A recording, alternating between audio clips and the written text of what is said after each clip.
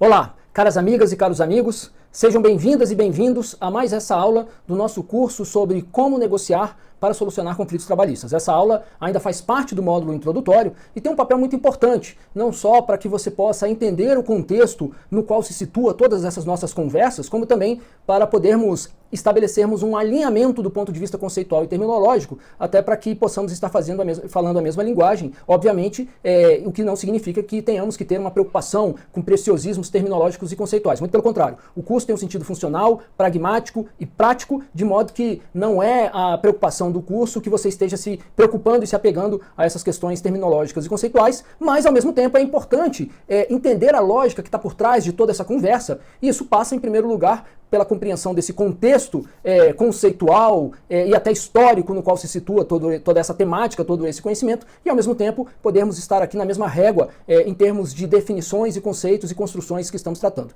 Pois bem, então o objetivo dessa aula é tratar fundamentalmente, desenvolver uma introdução à área da resolução adequada de disputas, principalmente numa perspectiva da sua conversa e da sua relação com o processo do trabalho.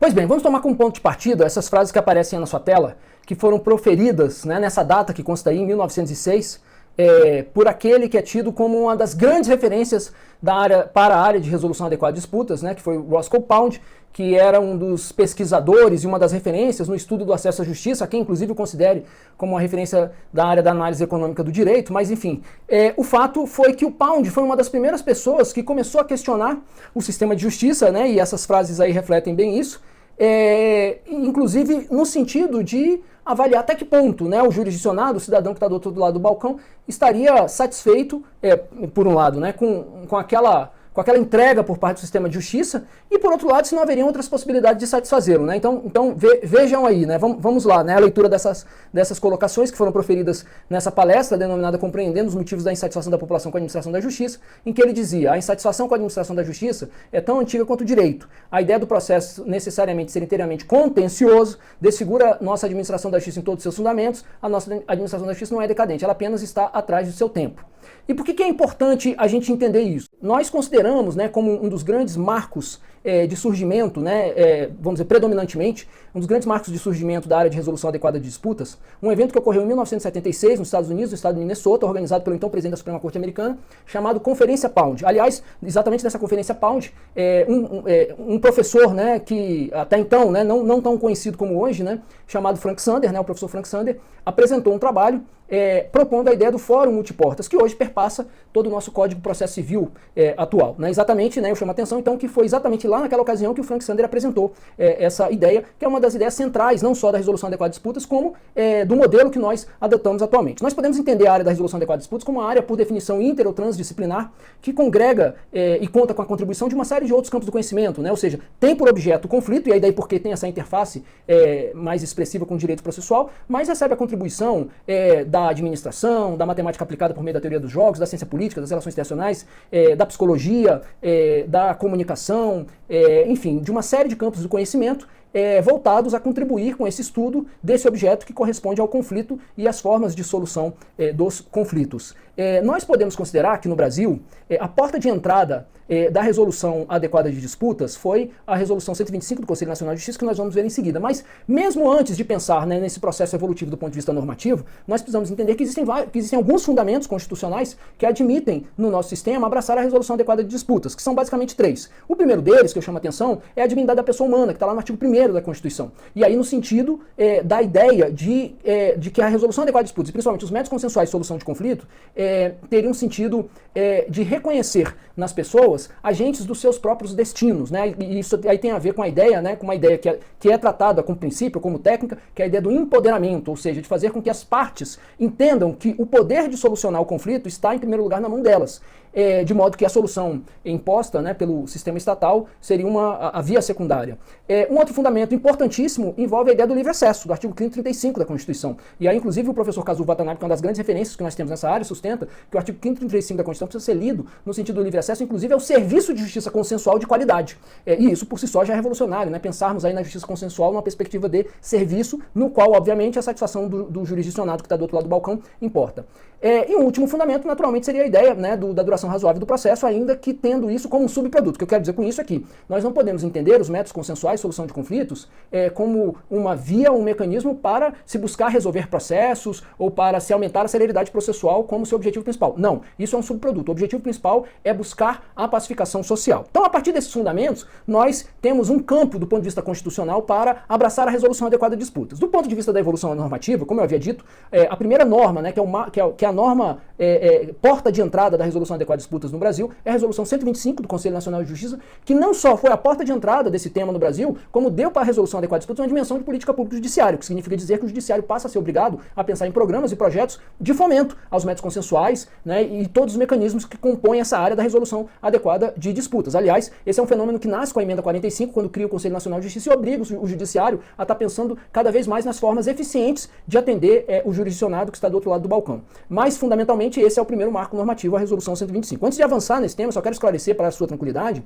que está à sua disposição aqui na plataforma todos os roteiros das aulas, né, com os esquemas das aulas, de modo que você não precisa ficar se preocupando e estar parando o vídeo para estar anotando tudo que eu estou falando aqui, porque basta você baixar lá o PDF com todas essas informações que estão à sua disposição e acompanhar conforme cada aula que estiver assistindo, como é o caso dessa aqui. Pois bem, feito esse esclarecimento e retomando a evolução normativa, o segundo marco importante foi exatamente, né, o atual Código de Processo Civil de 2015 e a Lei 13.140, apelidada por alguns de Lei da Mediação, né?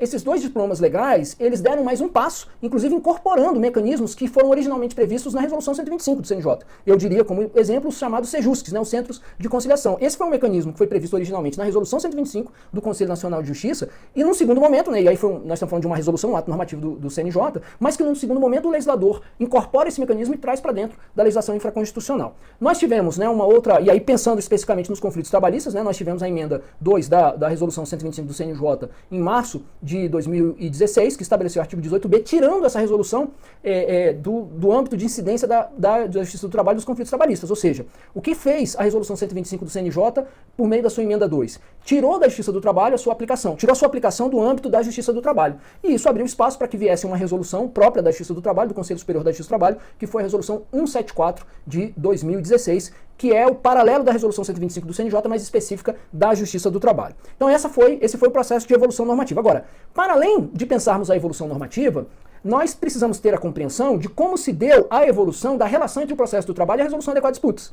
E eu digo isso principalmente porque, não obstante o processo do trabalho sempre ter valorizado os métodos consensuais, né, e eu diria que assim, o artigo 764 da CLT, quando fala, né, que os magistrados precisam usar os seus bons ofícios e persuasão na busca da solução de consenso, né, ou seja, esse dispositivo grita, e aí estamos falando de um dispositivo da década de 40, né, muito antes de abraçarmos, né, todo esse arcabouço da resolução adequada de disputas.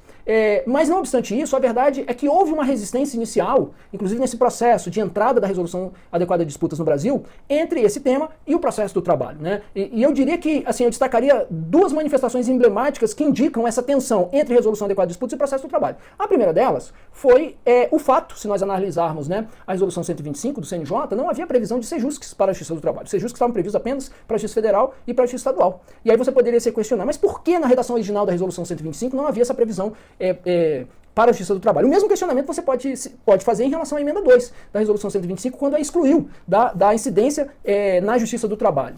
Isso tinha por trás esse embate. E uma outra manifestação emblemática desse embate, dessa tensão entre processo de trabalho e resolução adequada de disputas, foi o debate que se travou ainda na vigência do CPC de 73, antes do CPC de 2015, que foi a aplicação do antigo artigo 277, parágrafo 1º do CPC, que foi um dispositivo que veio com uma das reformas que se iniciou em 94, né, do Código de 73, que havia estabelecido a possibilidade de que o magistrado se valesse de um terceiro neutro não magistrado para auxiliá-lo na interação entre as partes. O que eu quero dizer com isso? Esse dispositivo, 277, parágrafo 1º do antigo CPC, e que não fazia parte da redação original do CPC de 73, né, que veio numa dessas reformas, esse dispositivo ele teve um papel assim, importantíssimo para a resolução adequada de disputas no Brasil, no sentido de que foi o mecanismo que quebrou o monopólio do magistrado na interação com as partes.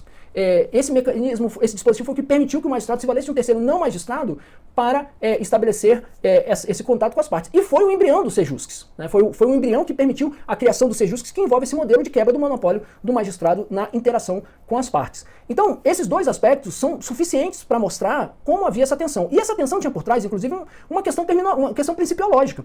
Por quê? Porque, de um lado, o processo do trabalho, influenciado pelo direito do trabalho, envolve a ideia da limitação da autonomia da vontade do trabalhador, e, por outro lado, a resolução adequada de disputas, que nasce numa sociedade americana liberal, ela prestigia de forma significativa a valorização da autonomia da vontade, então era natural que houvesse essa tensão. Mas essa tensão podemos considerar que foi superada na medida em que a resolução 174 do Conselho Superior da Justiça do Trabalho, né, de 2016, procurou trazer a resolução adequada de disputas para o âmbito dos conflitos trabalhistas, respeitando as particularidades deste tipo de conflito. Então nós podemos considerar que a resolução 174, ela supera essa tensão, fazendo com que a resolução adequada de disputas entrasse na Justiça do Trabalho, né, e nos conflitos trabalhistas, respeitadas as particularidades, que fica muito claro, como nós vamos ver logo em seguida, quando nós procuramos entender a resolução 174 de 2016, que é o que nós vamos fazer a partir de agora.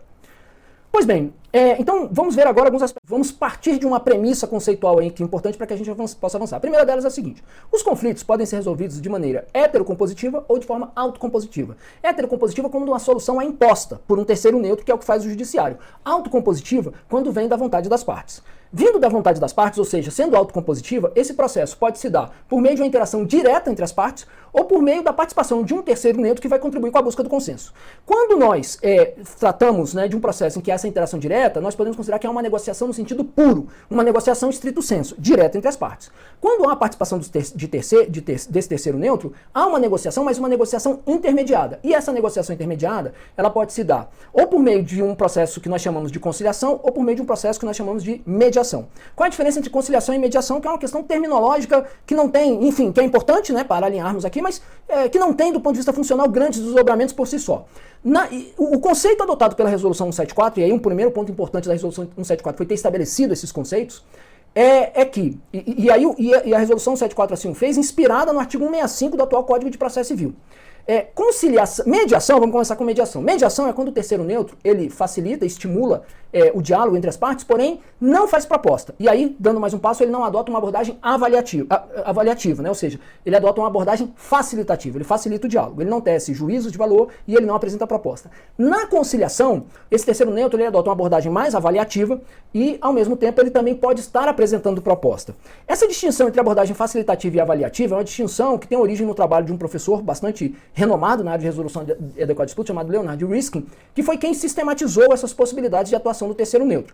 Então, né, se a gente fosse colocar essa ideia do Riskin, né, numa régua, né, de um extremo a outro, num extremo eu estaria aquele terceiro neutro que faz proposta, que está quase extrapolando os limites éticos, né, faz juízo de valor. E no outro extremo, eu tenho aquele terceiro neutro que não emite juízo nenhum, é aquele cara que se o advogado fala assim, qual é a proposta do juízo? Ele vai dizer, não, o juízo não tem proposta, porque ele está adotando uma abordagem facilitativa. Então, no fundo, resumindo tudo isso, a gente pode considerar que mediação é quando não faz proposta e não tem abordagem avaliativa, ou seja, é facilitativo. Mediação, facilitativo. Conciliação é quando o terceiro faz proposta e pode adotar uma abordagem mais avaliativa. Eu preciso te esclarecer que o CPC adota um outro critério complementar a esse, que leva em conta a relação entre as partes, o que não foi adotado na Resolução 174. Então o CPC vai dizer assim, olha, a mediação é quando tem abordagem facilitativa não fazendo proposta e numa situação em que havia relação anterior entre as partes. E na conciliação não havia anterior entre as partes. Qual é a lógica disso? Que nós não adotamos, repito aqui, nos conflitos trabalhistas. A lógica disso é que se eu tinha uma relação entre as partes e está tendo conflito, o esforço do terceiro neutro é para restabelecer a relação. E se eu não tinha relação, eu não preciso desenvolver esse mesmo esforço. Mas o que nós precisamos entender aqui, né, para fechar essa primeira parte, é o seguinte. Então vamos lá, resumindo tudo isso. Heterocomposição, solução imposta. Autocomposição, solução que vem da vontade das partes. Pode se dar de maneira direta entre as partes, negociação estrito sensu, ou de maneira intermediada. Se enquadra no conceito de negociação lato sensu, mas vai se desdobrar em mediação e conciliação. Mediação quando não faz proposta, abordagem facilitativa. Conciliação quando faz proposta, abordagem avaliativa. Isso teve um sentido importante, só para concluir esse ponto aqui, é porque havia uma confusão muito grande na área trabalhista entre que correspondia a uma confusão entre o conceito de mediação e o conceito de câmara privada.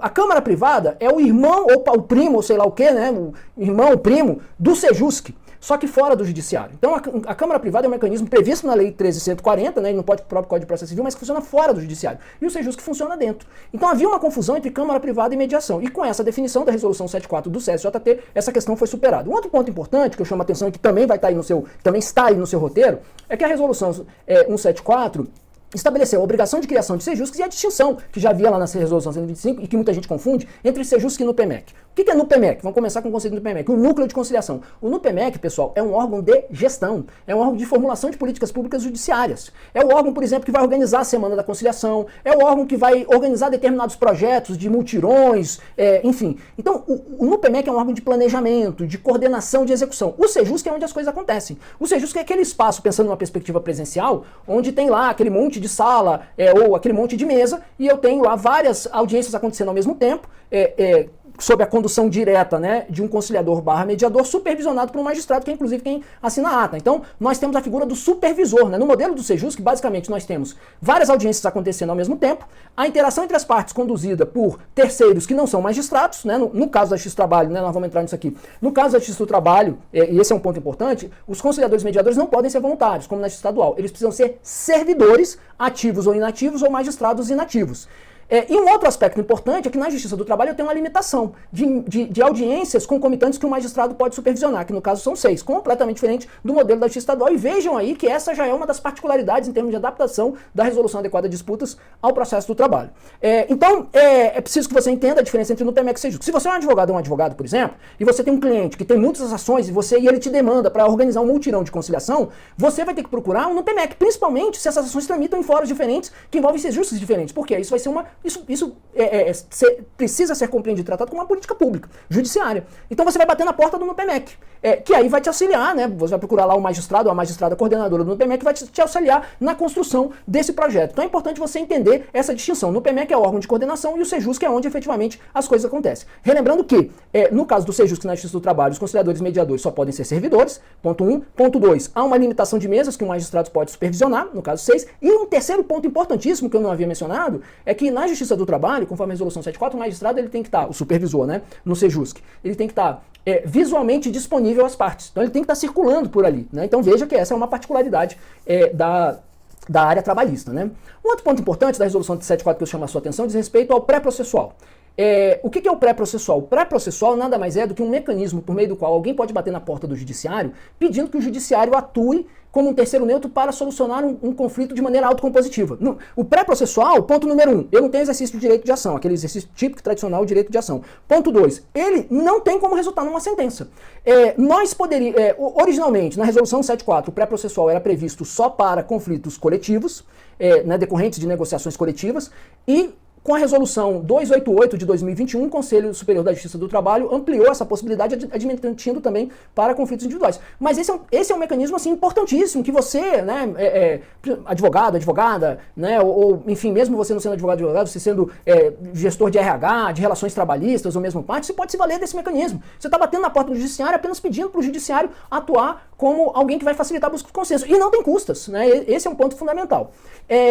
Um outro aspecto que eu chamo a atenção da resolução 74 é a vedação aos acordos firmados em câmaras privadas. Então, lembra que eu falei da Câmara Privada lá da Lei 13.140? Pois é, a Resolução 74 fechou as portas para isso. Veja aqui mais uma característica dessa adequação da Resolução Adequada de Disputas ao processo do trabalho. E o último ponto que eu chamo a sua atenção é que a resolução, isso é tema de uma outra aula que você terá, né, mais adiante, né, o penúltimo módulo que nós teremos no curso, de maneira assim inovadora, né, e muito importante, tanto a Resolução 125 do Conselho Nacional de Justiça quanto a Resolução 74 do Conselho Superior da Justiça do Trabalho estabeleceram um código de ética da mediação e da conciliação que nós vamos estudar numa aula específica, né, e é um tema muito importante porque no fundo é um mecanismo para que você, parte e advogado, se proteja, esteja protegido quando submeter a uma audiência de conciliação. Um outro ponto que eu chamaria atenção ainda nesse contexto introdutório é dando um panorama geral, juntando tudo isso, dos mecanismos que nós temos para a resolução de conflitos na Justiça do Trabalho, do ponto de vista consensual, né? E aí eu estou deixando de fora tanto a via jurisdicional típica como a arbitragem trabalhista, que também está prevista lá na CLT. Então, né, está aparecendo aí na sua tela esses mecanismos, né? E, inclusive essa figura que está aí é uma figura que está no manual de mediação do Conselho Nacional de Justiça, mas que lembra um conceito, né, do professor Frank Sander, né, que procurou escalonar os métodos de solução de conflitos conforme dois critérios, que seria de um lado o nível de participação da vontade das partes e do outro lado a participação de um terceiro. Então dentro dessa lógica é como se fosse o seguinte, olha, na negociação direta eu tenho o máximo de participação da vontade das partes e o mínimo de participação de um terceiro. Na sentença é o contrário, eu tenho o máximo de participação de um terceiro eu tenho o máximo de participação de um terceiro e o mínimo de participação da vontade das partes, né? E eu procurei escalonar isso aí que está na sua tela dessa maneira. Quais são os mecanismos que nós temos, como aparece aí? Primeiro seria o típico acordo extrajudicial, lá das comissões de conciliação prévia, né? Algo que hoje está em bastante desuso, né? Inclusive dependeria de acordo com a convenção coletiva.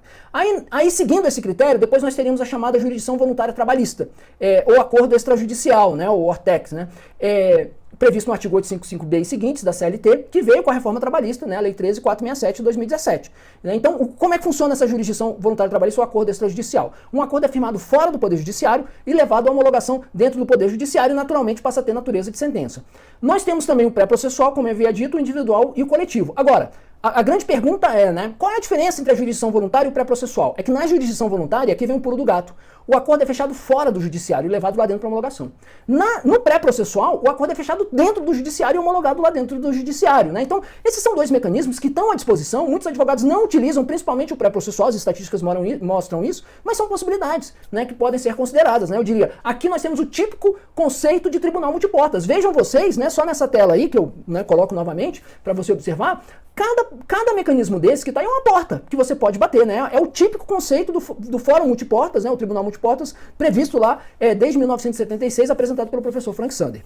E aí nós teremos, né, no último, né, nível, se formos considerar, né, esse critério, né, do Frank Sander, nós teríamos o típico acordo judicial, que é aquele em que você entra com a reclamação trabalhista, ou seja, nós temos um típico exercício do direito de ação, e nós temos também uma audiência de conciliação e aí efetivamente a homologação desse acordo por meio de sentença. Ok? Então, esses são os conceitos importantes, né, que nesse panorama geral sobre a resolução adequada de disputas, que era o objetivo do conteúdo dessa aula ser trabalhado. Espero que tenha contribuído com a sua compreensão. Os canais de comunicação se mantêm abertos, né, para tirar dúvidas e eu lhe aguardo no próximo módulo sobre modelos de negociação e na próxima aula. Ok?